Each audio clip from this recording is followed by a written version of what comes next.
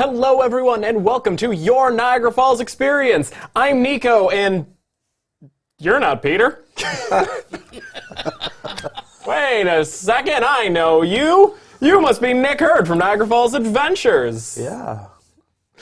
Yes, hi everyone, welcome to your Niagara Falls experience. I'm the American, we also have another American, and don't worry for those of you Canadian lovers out there, Peter is in the studio. No Julian tonight, so I'm covering his place. Next week we switch over to Wednesday night, and Julian will be back. It's going to be great. But this week, I am so excited. I've been excited about this show. We've been planning it for a while. We have Nick from Niagara Falls Adventures. How's it going? It's going so good. Thanks for having me on. I'm a huge fan. Well, good. I'm glad. I'm a huge fan. I think we all are. We really are. But before we go into Nick, we're going to start with our lead, which is Peter. What were you doing in Buffalo this week? Well, I took a group down there yesterday, and I hadn't done that in quite a while. Probably about 8 months last time I went to Buffalo. And it was an amazing day, and I just want to show a couple of quick images of it.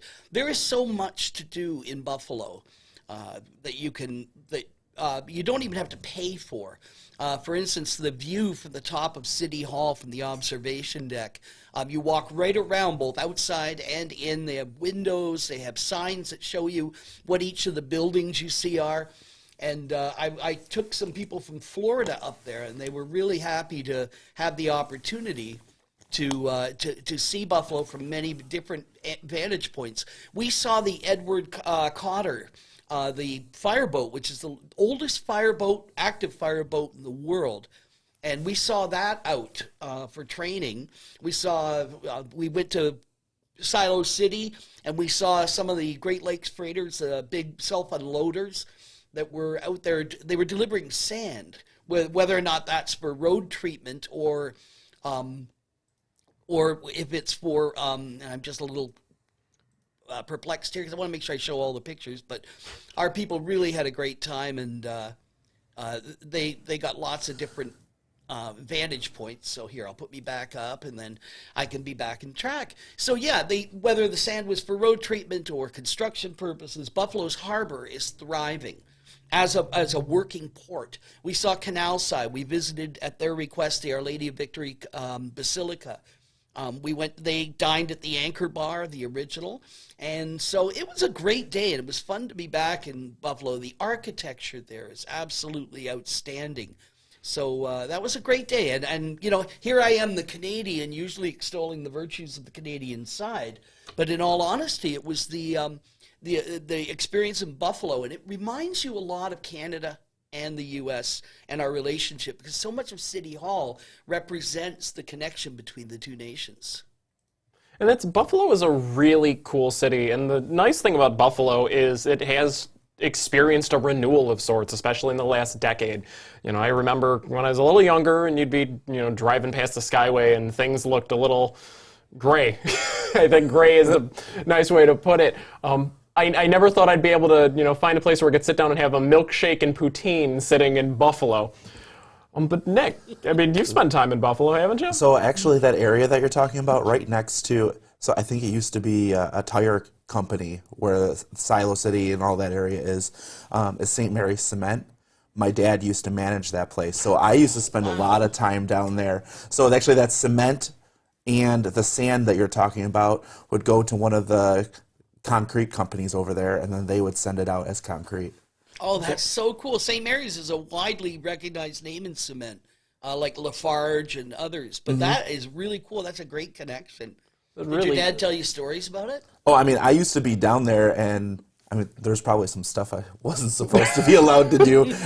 They're old grain silos. They had these like man lifts that it was just like a big conveyor belt, and you would go and stand on it, and I was probably like 10. My dad would like hold on to me. We'd go to the top of the building. But it was kind of a cool experience to be able to have as a kid. So. I think we've all done things in the name, parents and grandparents are like, shh, don't say anything. It's like that's how you get the cool experiences. Yeah, my kids are gonna get to go on like boats and stand underneath the falls and see some cool stuff too. So Seriously. But you've got a deep rooted connection to Buffalo too.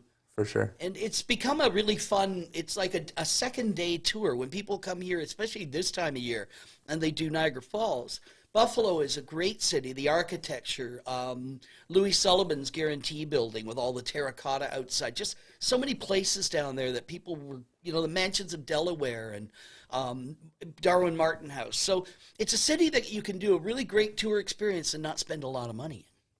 That is true.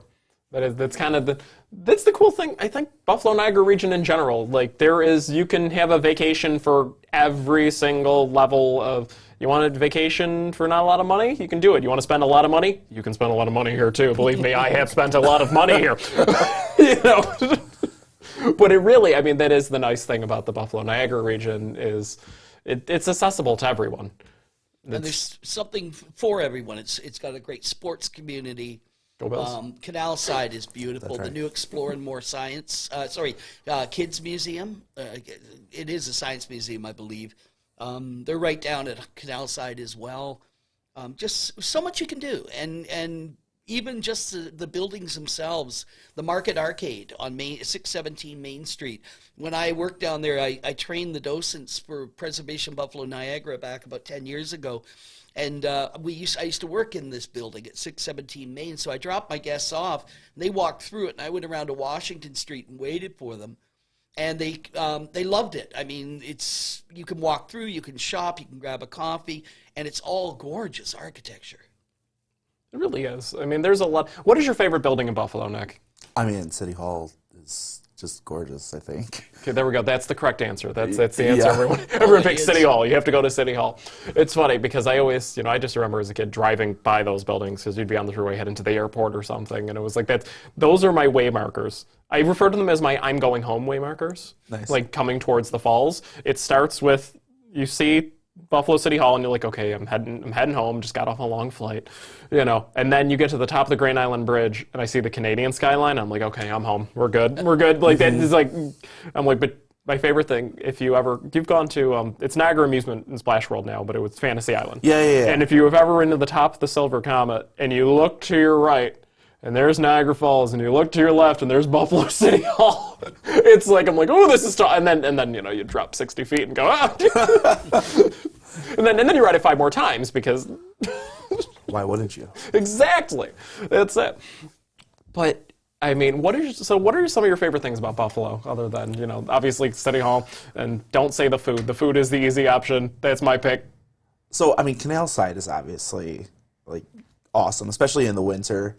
There's some cool stuff to do down there, the ice skating, and they have those ice bikes, and,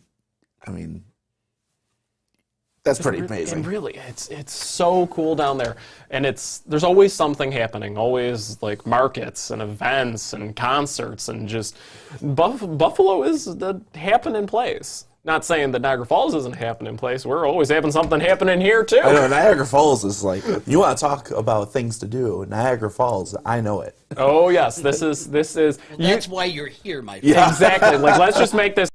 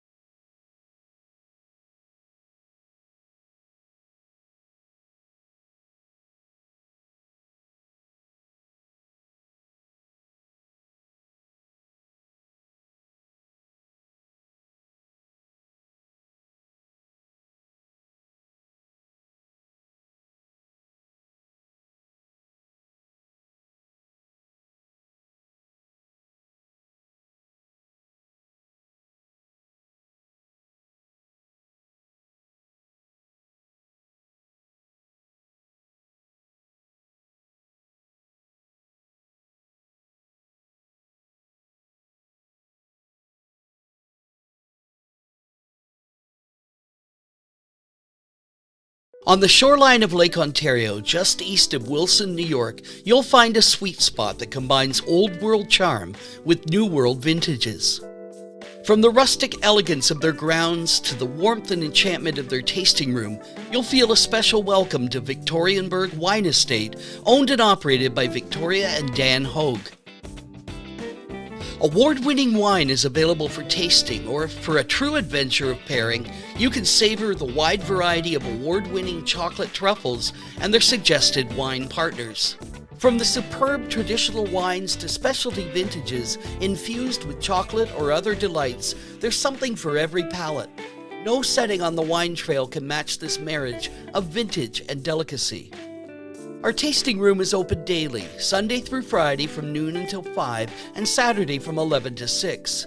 Acres of vineyards, patios, rhythmic fountains, and our rose garden entice you to stroll the grounds after tasting our award-winning wines. Find us at 4402 East Lake Road in Wilson, New York, or online at www.victorianburg.com. And we're back, everybody. We are back with Nick Hurd of Niagara Falls Adventures. And what we would like to know, tell us a little bit about the history of Niagara Falls Adventures. So I started out as a tour guide for another company, and after some time there, decided, it was time to start to do something on my own. I was getting married at the time and was like, okay, I'm going to start a family. I need a little bit of a raise, and I figured that was the best way to do it. So we didn't have the money to go out and start with buses and stuff like that, and we realized that not everybody wanted a bus tour, so we started doing these bite-sized 1-hour walking tours. So our first year, at the time, they had the Discovery Pass, so we did like the 1-hour tour and the Discovery Pass, and we just kind of sold it as, instead of 5 things for one price, we sold it as 6 things for one price, and it did pretty good the first year. Then they ended up getting rid of the Discovery Pass, but we still just kept on packaging our tour with the Cave of the Winds. Now we package it with the Maid of the Mist. We launched a chicken wing tour now. And we're going to be starting to do a nighttime Mobsters and Mayhem tour as well this next season. So got some with a little bit of the seedy history of Niagara Falls. I've been looking at the script of it, and it looks amazing. So, there's actually a lot of stuff out there that I didn't even know about. And I was like, wow, this stuff's cool. Oh, yeah. It's like, you learn those things when you have an Italian last name. Yeah. Some of those names are going to be in this tour. But that's... Don't worry about it. I mean, exactly. But one of the great things, and that's sort of the really cool thing about Niagara Falls Adventures, you guys have really cool tour concepts. It's not the cookie-cutter tour that's the stereotypical Niagara Falls cookie-cutter tour. I mean, during Christmas time, you had Santa Claus giving a tour. Oh, yeah. Like, that was, like, Santa. Yeah. Like, that was just wild. And the only thing that is wilder than some of the tours that you do is your TikTok. Like, I love your I live for your TikTok. It is a mood. It is absolutely. I remember the first one. I remember the first one I saw. It was you with the wee noise and just like in the snowbanks. And then I jump in It was just so, and it was great because it has that fun and that sense of humor and that sense of really cool Niagara Falls adventures. Those things that we don't necessarily see a lot here. Like, I see it a little bit more in Buffalo. I feel like Buffalo's a little bit more hip sometimes than Niagara Falls. Trendy. Like, they're trendy. Like, the Niagara Falls people, it's still up until a couple of years ago, it was very much like, I am wearing a tie and a suit, and I'm going to tell you about a 5-hour tour on a bus. And it's like, and a lot of people like that. And then there's people like, what if I want to do something a little different? They're like, you will take this cookie-cutter bus tour. They hand you a pamphlet. You have 2 options. And it's like, and if you liked those 2 options, perfect. But if you were someone that really kind of wanted that different experience, companies like yours are starting to provide that here in Niagara Falls. And specifically, the highlights of Niagara Falls, USA, which is what I'm all excited for since I'm the Niagara Falls, USA guy here. Same. I mean, it's really cool to have someone like you who can show people from, outside of the area that are coming here, those hidden gems of Niagara Falls, which actually leads me to this. What is your favorite hidden gem of Niagara Falls?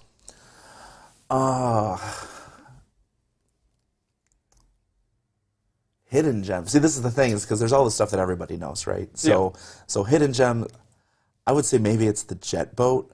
Although it's not really hidden. I wouldn't say it's hidden, but that's probably my favorite attraction that like isn't Made of the Mist, Cave of the Winds down here, but specifically Niagara Jet City Cruises boat, because they're just like their own like vibe over there. So, I mean, that's probably not even the answer you're looking for. But It's like, Is that the one that goes out of Youngstown? yes, Oh, they're phenomenal. Yeah. Yeah. I can see that. but that's honestly, you're expecting me to like, oh no, that's what hidden gem. The thing about it's not Niagara Falls, hidden. it It's is, not- but it is, because that's the sort of weird thing is Niagara Falls, New York, what we would say, well, that's not really hidden, it's in plain sight, but tourists don't necessarily know about it. no, they don't know about it. They don't get know down about here. it. They go for like these couple city blocks. They do the Made of the Mist. They do the Cave of the Winds, and then they go home. And so that's what we're kind of trying to tell them is like, if you just go a little bit further down the river, I mean, you got the fort, you got the Underground Railroad Heritage Center, you have the Power Vista, there's the aquarium, which is over here, but you've got to start making your way further down. There's a ton to do. That's it. You can honestly, and one of the things that becomes apparent if they realize it is Niagara Falls can very quickly become a multi-day trip. Oh, It's yeah. always been seen as just the day trip, the stopover trip, and there really is a lot to do here. It's having someone connect the dots to explain to people this is everything there is to do here, which is kind of where you came in with Niagara Falls Adventures and Explore Niagara. Yeah. Like that is brilliant. Like, tell us a little bit more about Explore Niagara. Well, Explore Niagara is really about like just marketing specifically the attractions, the things to do. I was always talking about like when there's a destination, it's a lot like when you're looking for your loved one, right? Like there's all these different things that you love about the person that you find, and all those things together make them up. Well, maybe the first thing that you notice is Made of the Mist, right? Yeah. But there's also all these other things that make up that beautiful destination. So if we can just showcase all of the stuff that there is to do, people start to maybe fall in love. And that. Nick, one of the things I've observed, because how I work with different companies down there, is that something you've achieved is you've turned the experience into a verb. You see, everyone else is such and such tours, it could be, well, we can name companies, Gray Line Tours, Over the Falls Tours, and that's a noun. And it's something that you're purchasing, and it's the cookie cutter that Nico commented on. But what you've done is with Explore Niagara, you've turned it into an action, into a verb. And I think you're empowering people with that process to understand, you don't tell someone to go look when there's nothing to see. So you've basically shown the map. You're there to help guide people, but you've turned it into a verb, and that's a good thing. It really is. I mean, that's what is enlightening to hear is even your description, just describing you describe Niagara Falls, New York, as you would view a loved one, which is kind of how I viewed that city forever. Most people are not going to write a 56-page thesis on urban renewal in Eden Lackey, I'll tell you that much. I've been... No, that's actually just you. Yeah, that's entirely, that's very specifically my niche of weird. But it's that kind of thing. There are people like you and me and even Peter in this community that love Niagara Falls and really want to show off the great things there are to do. And it's cool because people are starting to take notice. People are starting to notice that there are movers and shakers like you who are really saying, here are the things to do in Niagara Falls. And there is a lot. To say that, go to Canada because that's the better side and there's nothing here on the American side. After you got off the boat, you did the cave, okay, get on out. Which isn't true. Yeah. And that's just it. It's really cool to finally have that change of pace. And I feel like as you've done it, other groups of people within Niagara Falls have started to have to follow suit. Like you set the trend and now everyone started realizing, we have to keep up here. I think people are starting to realize that there is stuff to do on the U.S. side. I used to always say that the biggest problem was we used to have 1.2 million salespeople for the Canadian side living over here. That's the population roughly in this area. But everybody, you ask them, they come into town. Somebody comes into town and they ask you, "Oh, what do you got to do?" "Oh, you got to go over to Canada." It's like, no, stop it. And then maybe part of the reason why there is any issues over here is because all that money is getting sent over to there by you people. So there's a very weird vibe of, and I always said, it's a weird cross-border mix. The Canadians all come here. The Americans send everyone over there. Yeah. The Canadians come here to shop. That's true. That is true. We stay here to shop too. I love shopping here. I thought that was really nice that you described, Nico, that the way Nick looks at it as a loved one, because I've always looked at Cheektowaga as an ex-wife, you know. No, I'm teasing. That's where I grew up. No, really? Yeah. Oh, I'm in trouble. That's all right. Oh, no. Well, hey, A lot of crab apples over there. I got to pick on somebody, okay? When you grew up in Toronto, you watch American television. When I was a kid, back when dinosaurs roamed the earth, and when I would watch the television, we thought the national anthem here was Herb Weinstein saying "Fire in Cheektowaga." So there you go. I know we got to have one of those moments. But It's like we have to have one per episode, Peter. well, I'll give you another example, Nick. We get two this time. I know all of your team, and I have great rapport with them. And when I'm working for someone else, they often we look out for each other. Your team are great to help out, etc. But one day I was down there and I was watching a guide for another company, and he's yelling at his guests saying, "I want you at that exit to get off that boat right away." And so many guides in the whole process of doing the area are so focused on timing, and they lack your people. They don't lack your people. They lack something, and what your people have is what they lack, and that is a sense of place and a sense of experience. Your team take very seriously that people connect and that they feel they're getting a value of the experience. So again, I hope to be an advocate for you here, because seeing this happen is refreshing for this area. I've been around a while, and it's nice to see companies like yours. Well, there's a reason for that, and part of it's during our hiring process when we're interviewing people. I always say the people that interview well but have traditionally been pretty bad employees, like the no call, no show, don't show up to work. A lot of times really what it is they feel like they're not being respected, they're not being heard. They're typically people that are too smart for those positions, and that's the problem that they run into. So when I hire people, I find the people that interview well, and that's really the big criteria, because what do you want in an interview is someone that can talk well. Well, what do you want in a tour guide? Someone who can talk well. That's right.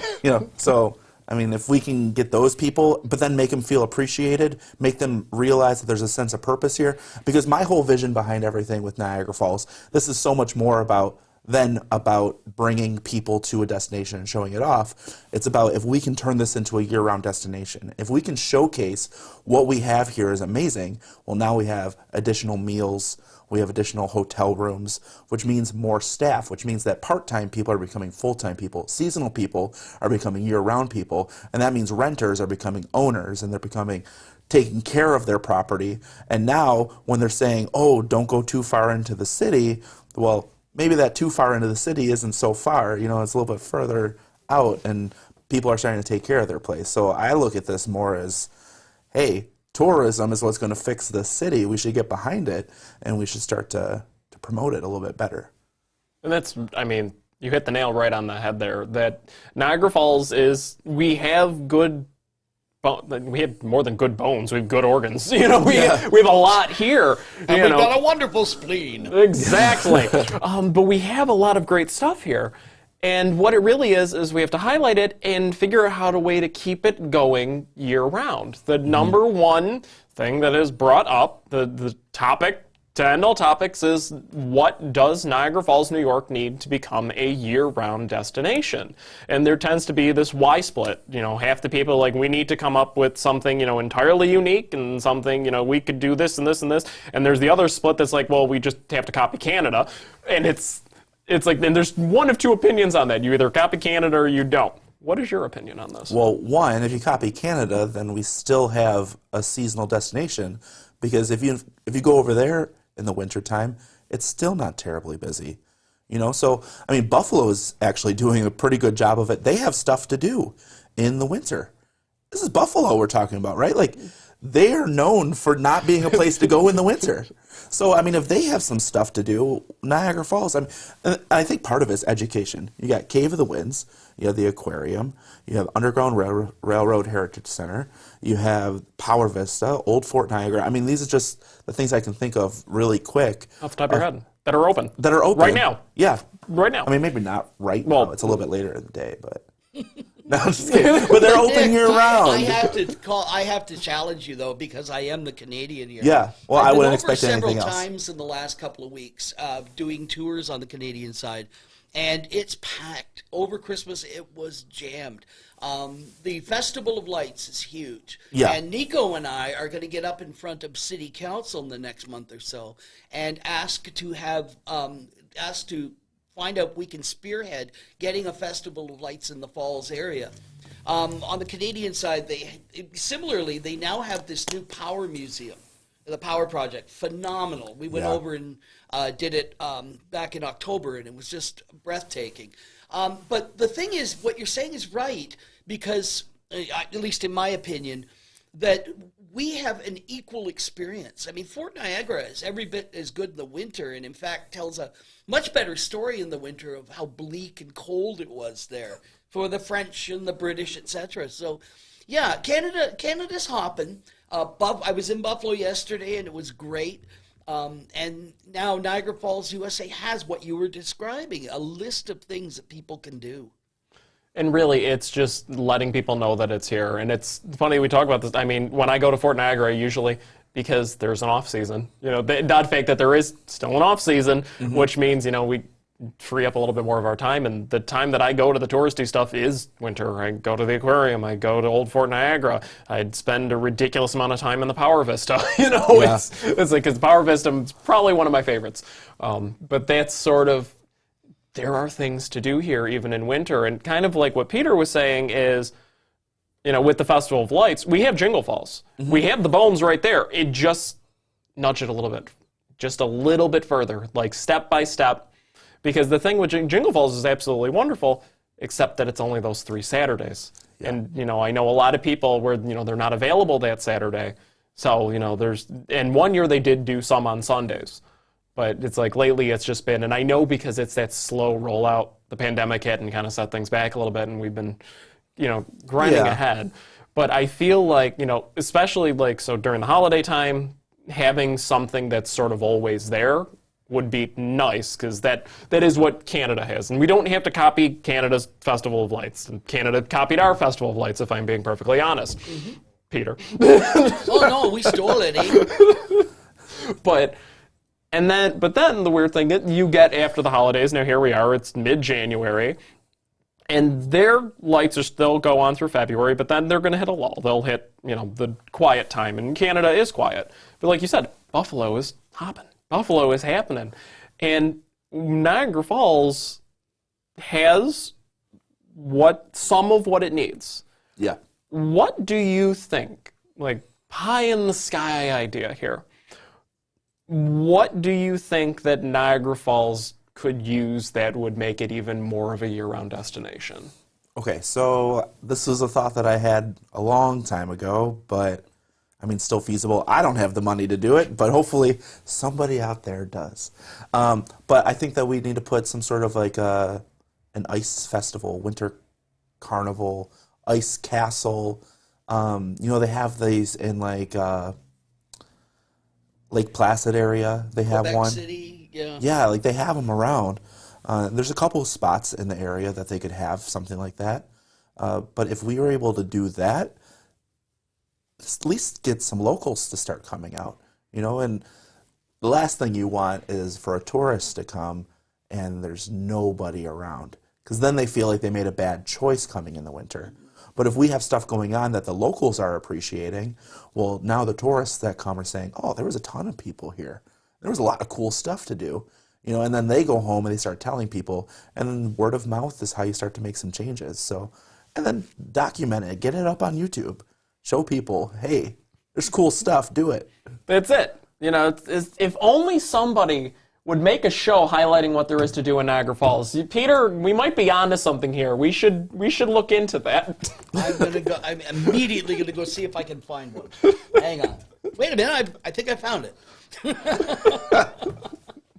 Yes, yeah. That is honestly that is kind of the goal of the show here. Is much as your companies are looking to provide this information to the tourist, we aim at tourists and locals alike. Our goal is really to show what there is to do here, and that there's a lot of things to do here. I mean, there's a lot to do here, people. Like, if you haven't we're on episode 10 already of this. We started in November. We're on episode 10.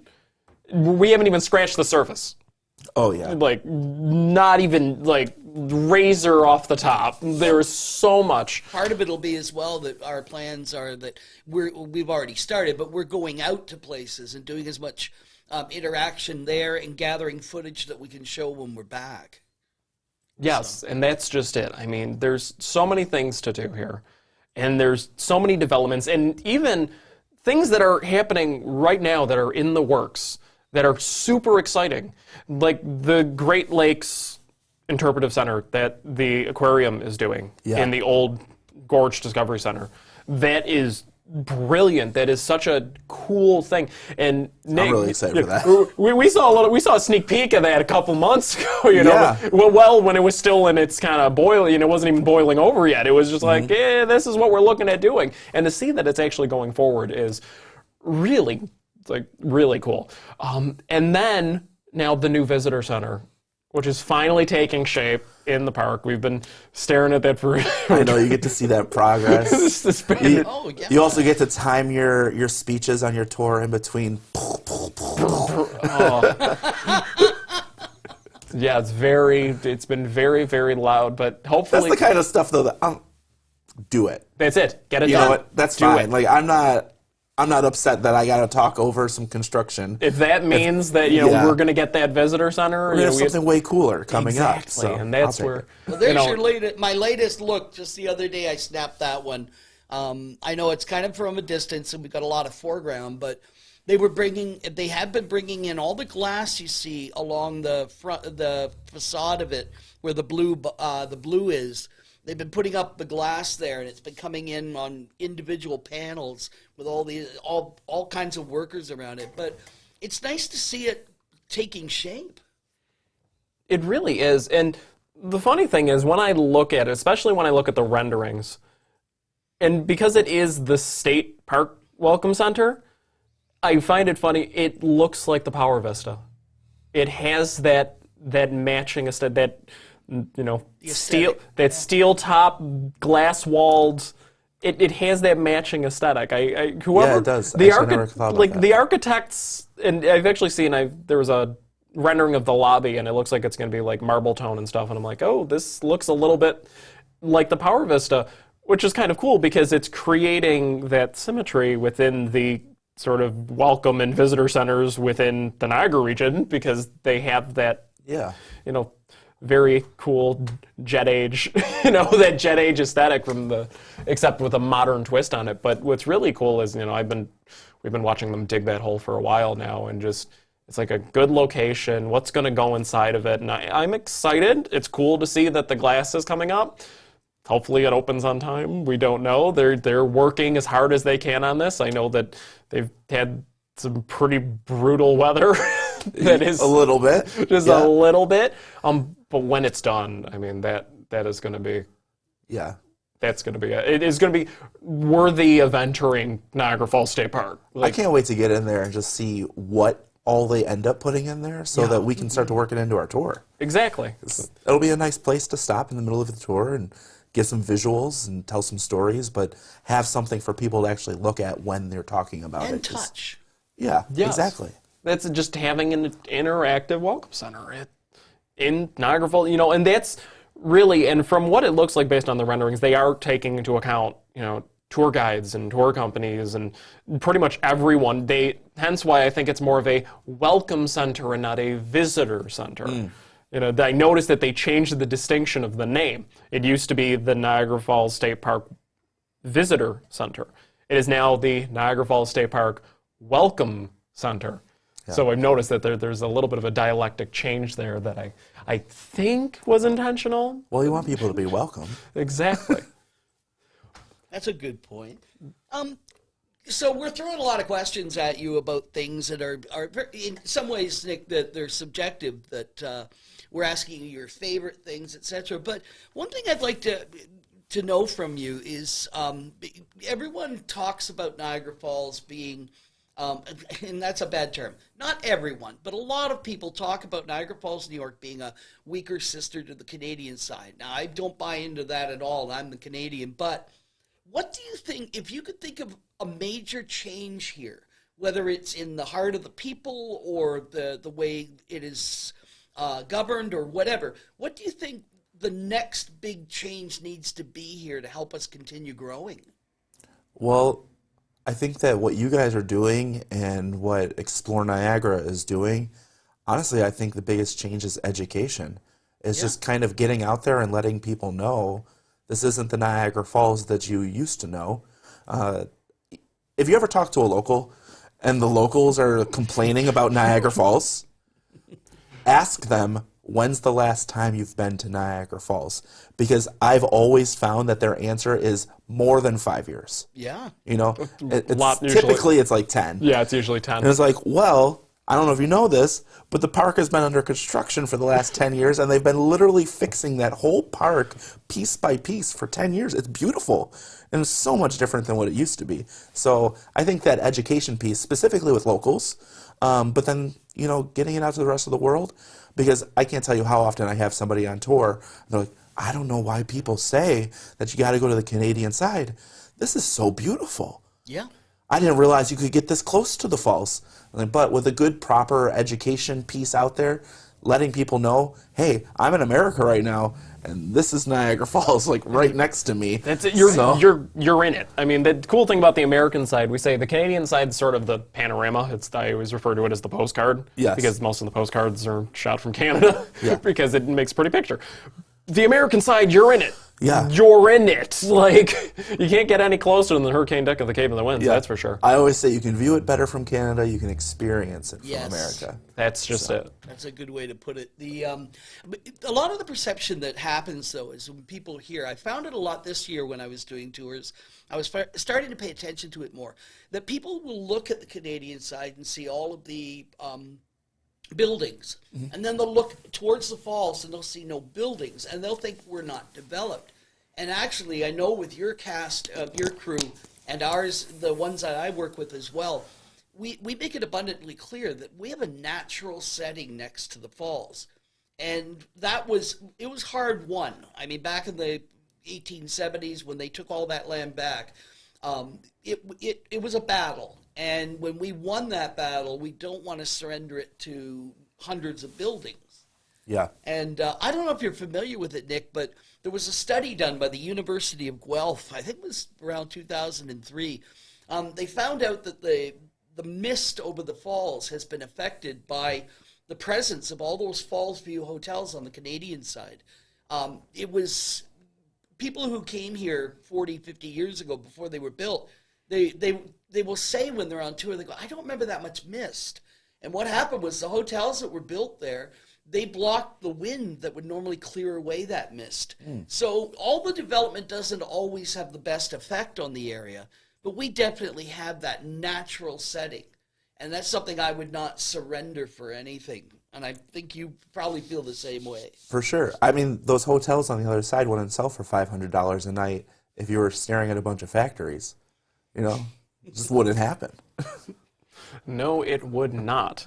And we got a couple of comments, and I just want to give a shout out to some of our watchers. We have Becca and John and Lisa, and we have Mary and Chris Steinoff, Stens, who's like my spirit animal from Niagara Hub.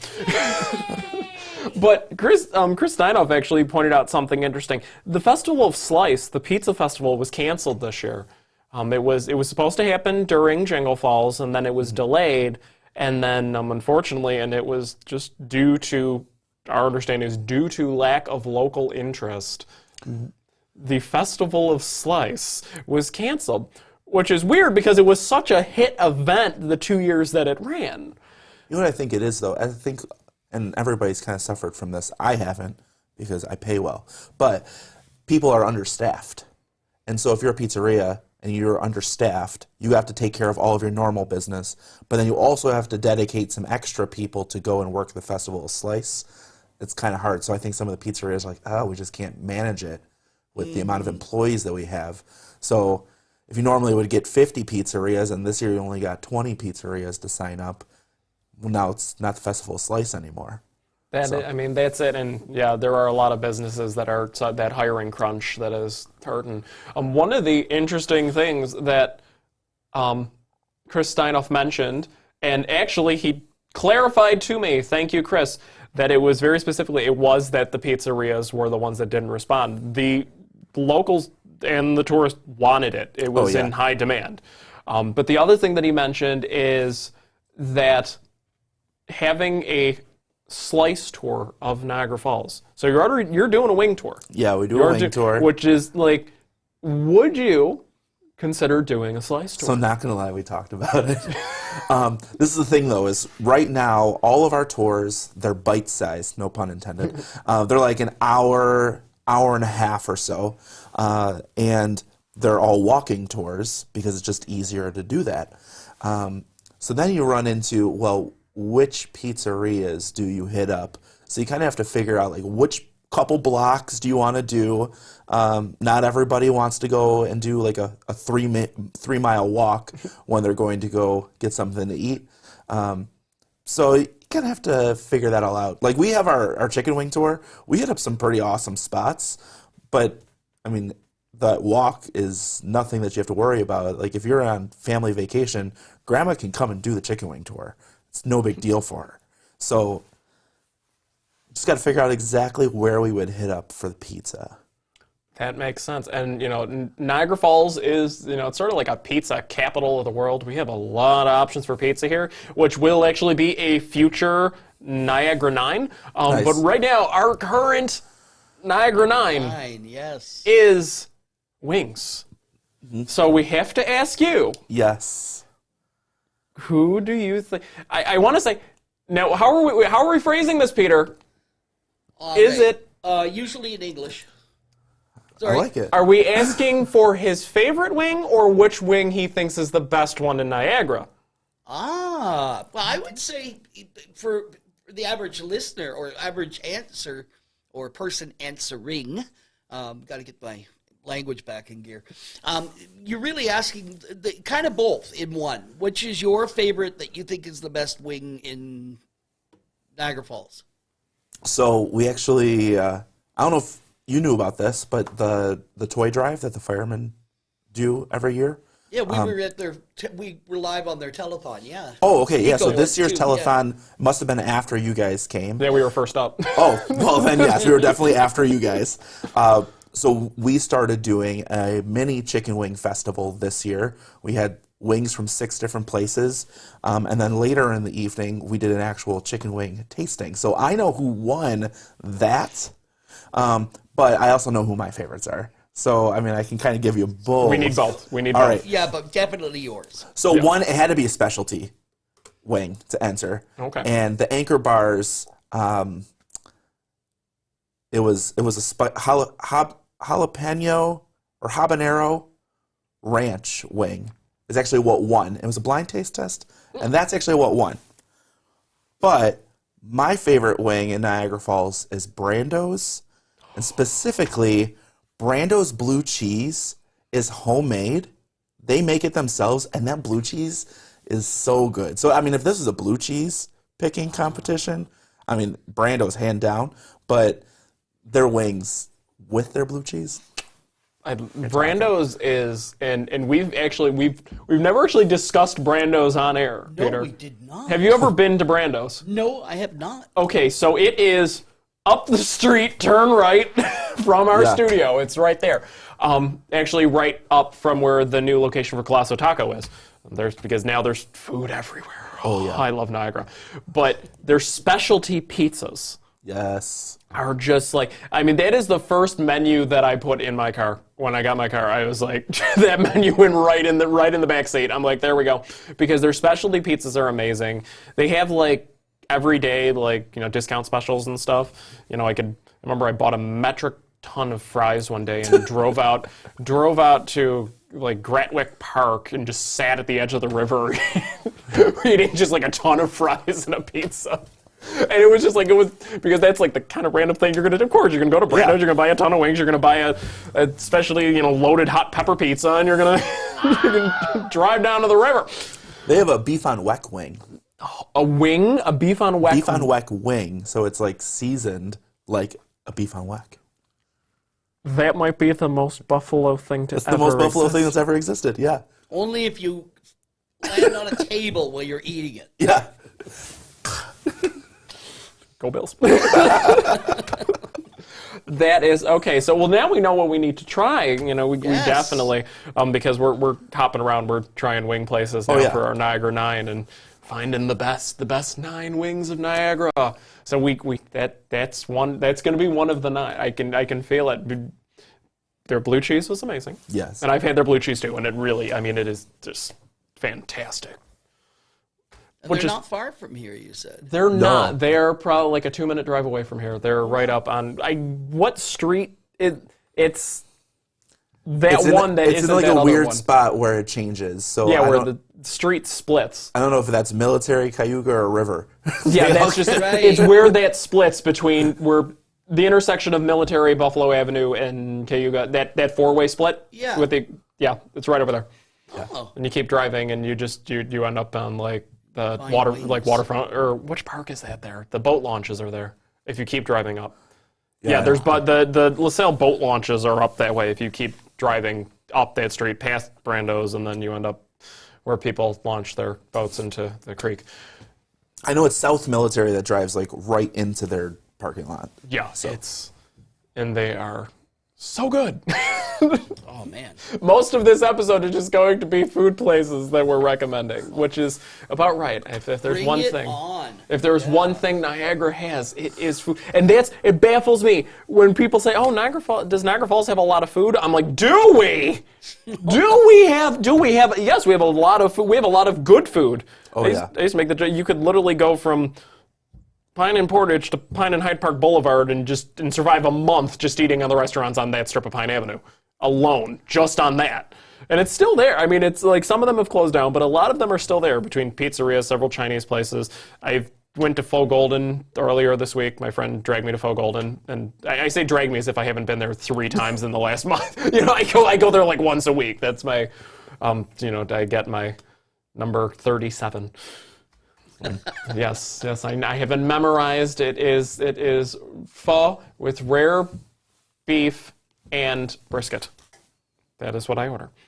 I also order their seafood pad thai because it was voted as being the best pad thai in Western New York, and it absolutely is the best pad thai in Western New York. And here's the real question. I need to throw one more random curveball, and it's not just because I'm hungry, but it is because I'm a little bit hungry. The best donut in Niagara. The one I do in the parking lot. No. Want to say hi to Mary Leahy, by the way, organizer of Porch Fest. She's here too. Oh, hey. So best donut. Okay, so I would have to go with McAnally's. Was that the wrong answer? That is not. That is like a curveball to me because that is. You're right. Because I can understand exactly why that would be the best donut. And for those of you that haven't been to McAnally's, if you could explain what McAnally's does to their donuts. I mean, they do all sorts of stuff. Yeah. I mean, like you can get pretty much anything on top of it that you want. And the same thing with like the loaded cheesecake on a stick is just beautiful. Yeah. But and it's right downtown in like the right tourist district, It's Old right Fall there. Street. Yeah, we're always telling people where to go down there, especially like if you want breakfast, because Yep. that's like one of the pain points of the tourist district of Niagara Falls is where do we go get breakfast? And they're Yes. really It's there's right there. There's Power City Eatery. Yeah, it's at Power Spot. City and Spot. Spot. There was Third Street Retreat was there. They are Yeah. not there anymore. They had really good breakfast burritos. I miss them. But yes, Macanelli's. But it's weird because I'm thinking like traditional donut shop this, and you went straight for the throat with Macanelli's. I'm like, oh, I feel like the Niagara Falls right answer is Frankie's, right? That's the Niagara Falls. That's correct. what you're supposed to say. You're supposed to say. Okay, but Peter, what would you say? Now you're Best donut? Yes. Donut, eh? Yeah, I know. This Hortons. Stens is chipping in here. I didn't see these comments. They weren't coming up for me. Now they're all here. Sten says, yes, they make the bomb-ass donuts. And I think he's referring to Macanelli's. Yeah.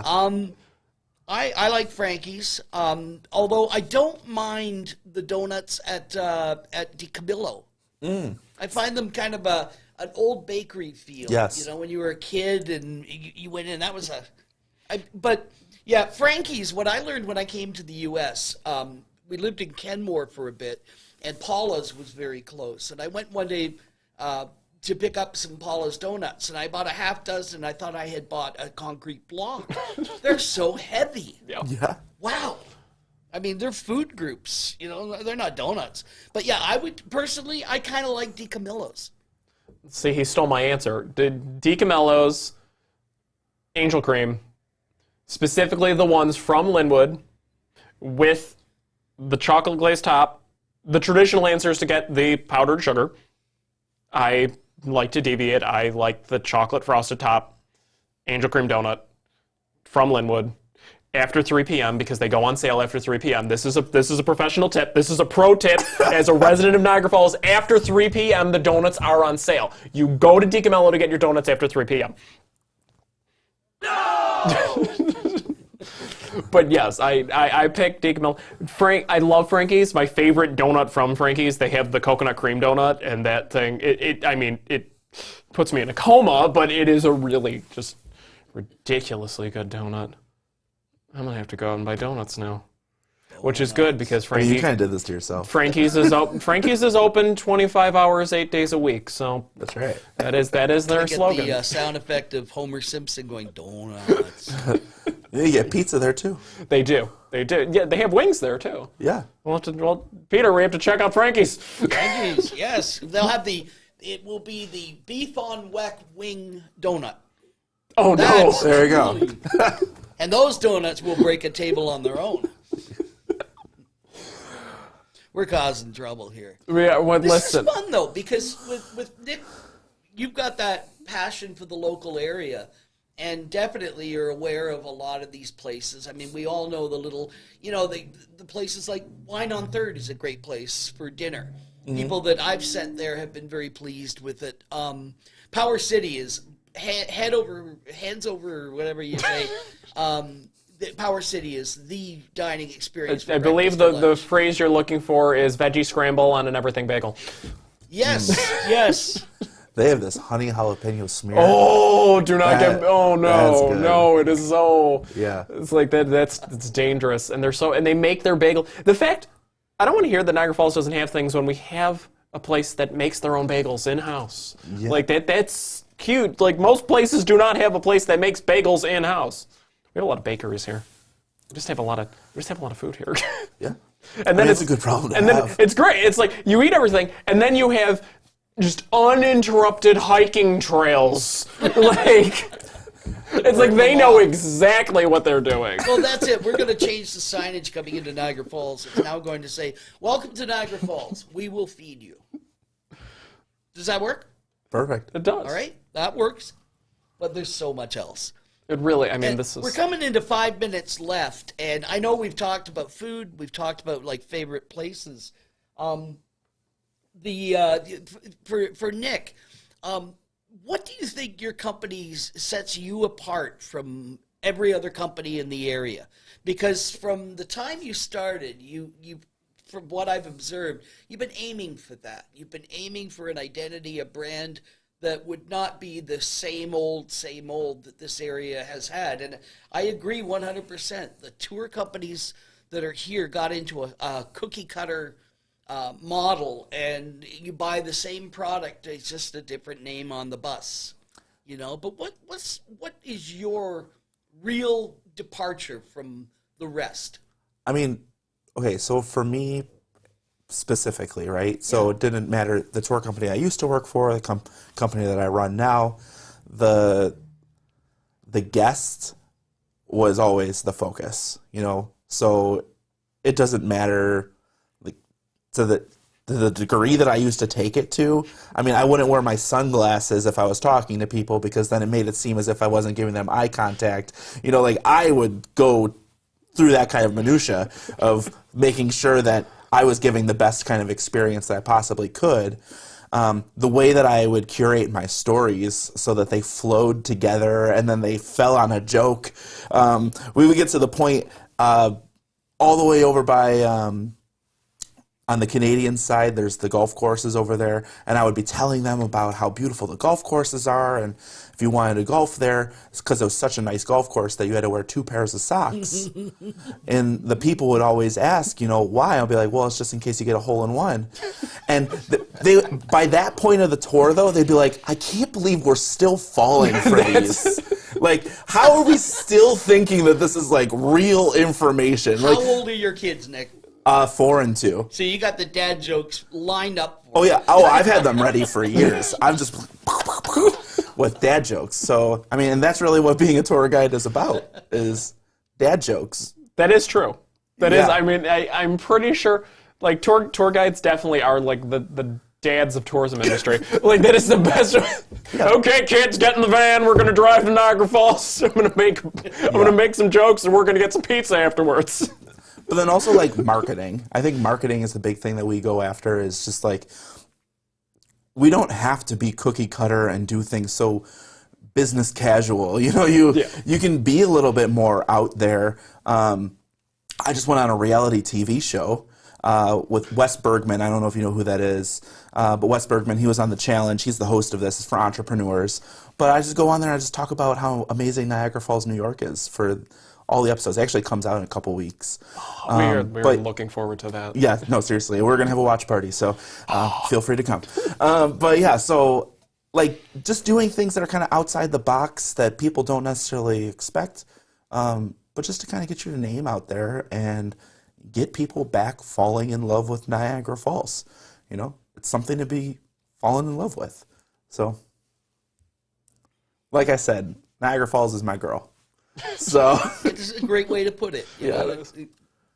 Like a family member, Nico said. That was a good one. Yeah. I mean, and I believe it. I mean, I've seen your passion for Niagara Falls, and it's it's funny because I went to college, and the joke was, okay, what do you want to be when you grow up, Nico? I'm like, mayor. And and they're like, no, seriously. I'm like, mayor. They're like, you want to shoot higher? I'm like, then mayor of the Cataract City? I'm like, that's a pretty lofty goal. And then realize I'm like, I don't know if I enjoy politics as much as I thought I did. But yeah. It's like, found a different angle. But it's funny because there will be days, that I look at Niagara Falls, and you open the paper, or you're sitting in the coffee shop, and it's just that. And you just you fall out of it for a minute. And then having someone like you come on this show and talk about it, it reminds me what I love about Niagara Falls. It reminds me of how great this place that I call home is. Yeah. And it's, we need more people like you. I think if locals, too, realized how the rest of the world views us, maybe their eyes would be open to it a little bit more. And I'm not dogging on locals. There's a lot of locals that love this place. Half of them are watching our show right now. Yeah, that's them. They've all commented. But if they could realize, like, people come from all over the world to come see Niagara Falls. It's like, maybe we should come from, I don't know, our local town, Tonawanda, come see Niagara Falls. I mean, when you look, it is, because you look, I think any local, if you haven't, like you said, they haven't been downtown in 10 years. Just go down and spend an afternoon just sitting in that park and seeing the world coming to Niagara Falls. And it changes your perspective. It's kind of magical because it's the entire world. The entire world comes here. It's right at your doorstep. And there's not many other places in the world that are quite like this. Have you seen The Greatest Showman? I have. Okay, so you know how that one line that he says is like, if you haven't been there lately, you haven't been there. And it's like, that's Niagara Falls. That is absolutely like, if you haven't Niagara been here Falls. lately, you haven't been here. You gotta come check it out. So That's it. They were back there when the circus tent burned down. yeah, we great. had some circuses. We had some fun back then. Well, unfortunately, unfortunately for us, it's all over. Sad. So it is unfortunately time for us to start bidding adieu. Now it's time to say goodbye to On our our last company. Thursday show. This is our last show we're Yeah. doing on Thursdays. Next week, we are moving to our new time. Wednesdays at 7 o'clock. So you were the last Thursday show. You sent us out with a bang because honestly, that's actually perfect because I have a running obligation every Wednesday at 7 o'clock. perfect. See, there we So go. this is And my there last- he is. This was your last chance to have There me. he is. See, Nick, it's been absolutely wonderful having you on the show. This was, I don't want to say a dream come true, but this was really, I mean, we've been hoping to have you on the show for some time, and being able to, get everything lined up and have you on the show and just talk about your experience in Niagara Falls here has just been absolutely wonderful. And our audience, from their comments, believe it. Yep, it's true. I mean, this was great. It was great having you. Thank you for being on our show. Yeah, it's good to be here. So thank you. It's great seeing you, and we will see you through the next few months and into the spring and see what's happening in your world. We'll hopefully have you back at some point. Oh yeah, I mean, I'm gonna see you guys in the park all the time anyway. Oh, so absolutely. This isn't goodbye. It's hello. It's hello. You again.